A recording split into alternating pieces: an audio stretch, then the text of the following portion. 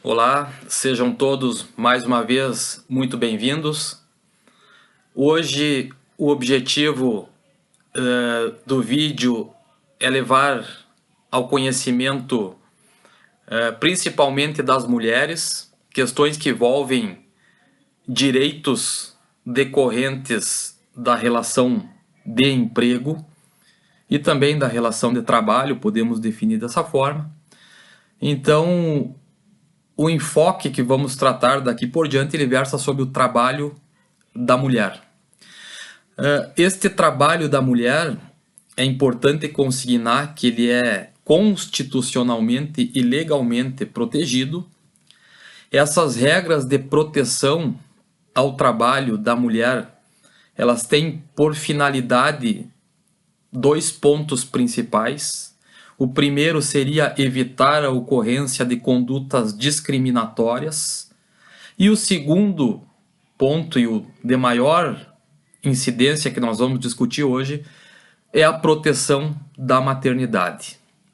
Partindo desses dois pontos principais, o trabalho da mulher, sob o aspecto constitucional, está resguardado no artigo 7º, inciso 20, que determina a proteção do mercado de trabalho da mulher mediante legislações específicas, então, que resguardem esses direitos. Então, o nosso pontapé é constitucional e, em razão dessa definição que a Constituição reporta a existência de leis de proteção, vou levar a conhecimento daqueles que gostam de se inteirar de assuntos jurídicos, três pontos principais e todos eles então aplicáveis à mulher e em especial à mulher gestante, em estado gravídico.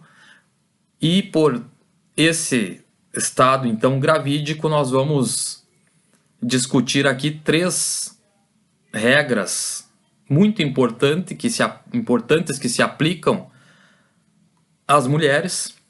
E a relevância em destacar essas três regras decorre também do fato que, em razão da calamidade pública que o mundo enfrenta, e principalmente os reflexos no Brasil, estão sendo editadas várias medidas provisórias que, por exemplo, autorizam a redução de jornada e salário, autorizam a suspensão do contrato, autorizam o saque do FGTS para quem tenha os depósitos, então, nas contas vinculadas. E todas essas regras, ou a maioria delas, então, se aplicam a gestantes.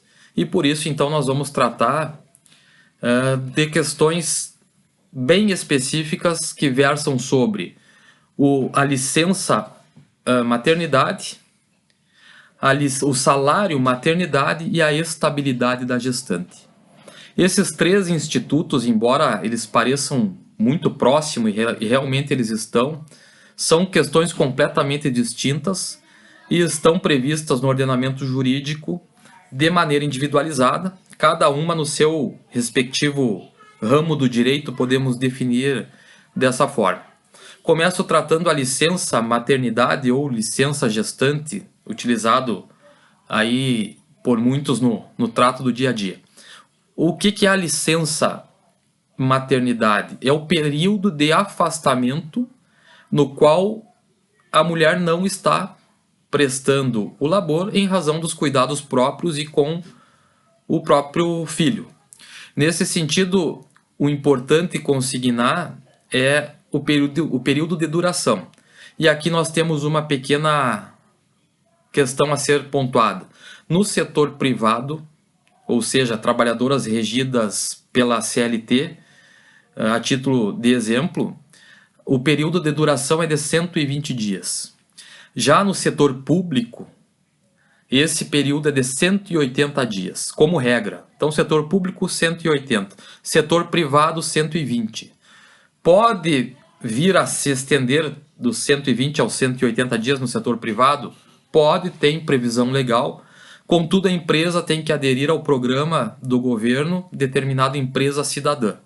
Essa legislação, então, autoriza a prorrogação desse período da licença desde que haja adesão, então, da empresa e os respectivos retribuições entre a empresa e o governo no tocante ao recolhimento dos tributos na folha de pagamento. Então, licença maternidade está pautada no direito do trabalho, com previsão na CLT, no artigo 392 e seguintes, bem como esse direito à licença está inserido no rol dos direitos dos trabalhadores urbanos e rurais no artigo 7º, especificamente no inciso 18. Dito isso, o segundo momento, o salário maternidade. Este salário maternidade é um benefício previdenciário que tem também a duração de 120 ou 180 dias e condiz com o quê? Com o recebimento de valores que teriam por característica substituir o salário durante o período do afastamento. A Lei de Benefícios da Previdência Social, a Lei 8.213 de 91, no artigo 71 ao 74, regulamenta então os requisitos para a exigência e concessão do salário maternidade. Este benefício ele pode ser pleiteado por empregadas domésticas, por empregadas no setor privado, por trabalhadoras rurais, cada uma com a sua regra própria, e também pelas trabalhadoras que pagam a previdência por conta, que seriam as trabalhadoras autônomas ou profissionais liberais, também a título de exemplo. Então, de maneira sequencial, fica visível que são questões distintas, cada uma com seu regramento próprio. E, por fim, a figura da estabilidade da gestante. Este instituto, na minha visão, seria o mais importante, tanto que está previsto nos atos das disposições constitucionais transitórias, artigo 10, inciso 2, a linha B do ADCT. E qual é a questão aqui? O ponto principal que o período da estabilidade, que nada mais seria do que uma garantia provisória no emprego, eles têm um período maior de duração se comparado frente à licença e ao salário maternidade, e esse período então de estabilidade, ou seja, de garantia de emprego, no qual esta gestante só poderá ser demitida se ela cometer uma falta grave passível de justa causa, então tem um lapso de duração da confirmação da gravidez até 5 meses após o parto. Então, esse é o ponto principal, estabilidade da confirmação da gravidez até 5 meses após o parto. Via de regra, se pegarmos o período normal de uma gestação, 9 meses mais os 5 após, poderíamos dizer que a estabilidade perdura por 14 meses. Então, estabilidade, direito constitucional, com essa questão aí, então, da sua amplitude no tocante à duração cronológica.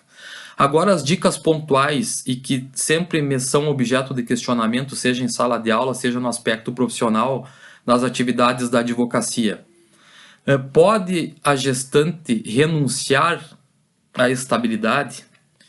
Digo para vocês que, atento aos princípios do direito do trabalho, temos o princípio da irrenunciabilidade de direitos e, por esse motivo, pura e simplesmente renunciar não seria legalmente possível.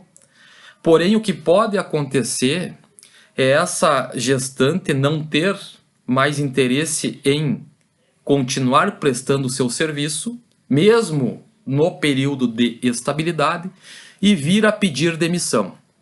E muitos ficam nessa dúvida, pode a gestante pedir demissão ou não pode pedir demissão no período da estabilidade? A resposta é positiva, desde que observado uma regra muito importante sob pena de nulidade desse pedido de demissão.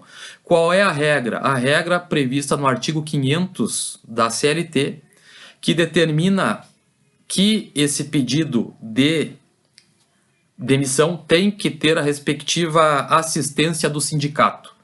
Na ausência do sindicato, o representante do Ministério do Trabalho pode prestar esse auxílio no sentido da validade, ou se não, a Justiça do Trabalho num último momento.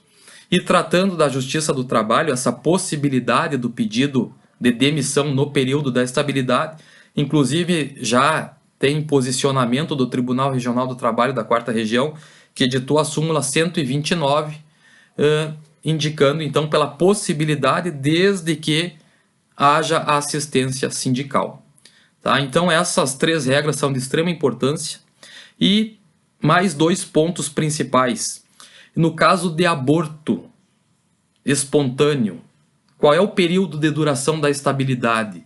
Tão somente 2 semanas. Tá? Na ocorrência de aborto, então, espontâneo, 2 semanas de estabilidade após o evento a teor do artigo 395 da CLT.